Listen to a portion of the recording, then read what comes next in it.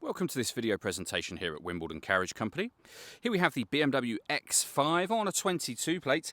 I'm going to start off by showing you around the outside of the car, and then we'll hop in and run through some controls on the inside of it from there.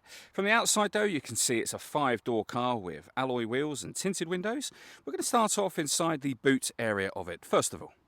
The tailgate on this car will open electronically. You can either do that from the key or from the tailgate itself. As we approach the back of the car, you can see we have reversing sensors. The tailgate itself opens in two sections, so you can open this section down and of course the top section up again.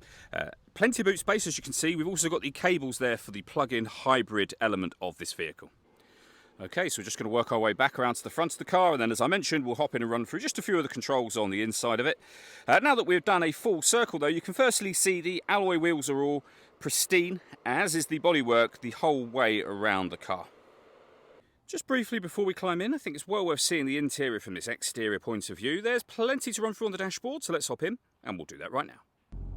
Okay, now that we're inside the car, we're going to start with the dials. On the far left-hand side, first of all, you can see the fuel gauge for the car. We then have the speedometer. We have the gauge on the right-hand side that will show you how much of the power you are using, whether the hybrid motor is charging, and then we have the battery charge level itself on the far right-hand side. You can change the information displayed in this section, as you can see, by using buttons on the steering wheel, including getting your odometer. So 11,832 miles on this car, and every push, as I say, of that button will give you a different piece of information. The button in question is on the end of the indicator stalk just here. On the steering wheel itself, we have our stereo phone controls, voice activation just here as well. We have cruise control and speed limiter.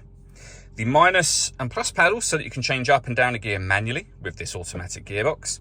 And then over into the center, the main screen for the car. So it's all touchscreen. You can come back to the home screen from here. And you can access any of these panels over to the left-hand side. So you're able to access your media, for example. So radio, of course. You can listen to AM, FM and DAB radio. News, as you can see, Spotify, Bluetooth audio, so you can stream your music wirelessly. It is touchscreen, but you don't have to use the touchscreen. As you can see, we are now navigating our way around the screen without the touchscreen, and that is by using the iDrive system, which is essentially this dial. We do have buttons here that will take you into certain menus, but the dial will do everything. So you can, for example, access your satellite navigation. You can see there, really nice clear color display. We can come back out to the home screen. You've got various car settings. You can pair your phone as well from on here. And on top of all of that, this car has got a full color reversing camera to go along with the visual guide for the front and rear parking sensors as well. So very easy to park this car. The screen below that is for our dual zone climate control. So you can adjust the passenger temperature, driver temperature. You can increase the fan speed for the passenger and for the driver. The air conditioning is on at the moment, as you can see. You can turn that on and off. You can also hit auto. In doing so, for the driver, this car is now maintaining the fan speed and direction of the air for me to stay at 17 degrees, and you can do exactly the same for the passenger side. Press that button again to go back to whatever setting you had that on previously. We've also got a heated driver's seat with 3 different heat settings, and the same over there for the passenger side. Below that, the main volume for the stereo. You can set radio presets up to these numbers here. This will slide open to give you some storage, wireless phone charging, USB input, 2 cup holders, and a 12-volt charging socket just here as well. You can just pull that down to cover that back over. We have the gear lever for the fully automatic gearbox, next to which you can turn off the traction control, the parking sensors, start and stop the car from here. You can change the driving mode of the vehicle. We have an electronic handbrake.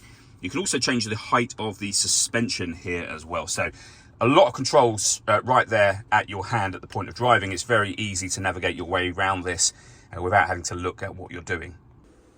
The last thing I want to talk about is the paperwork we hold for the car. So there's a spare key in here, so it's a 2-key car. We have the V5 registration document that shows this is a 1-owner vehicle from new. We've also got some service history underneath here as well.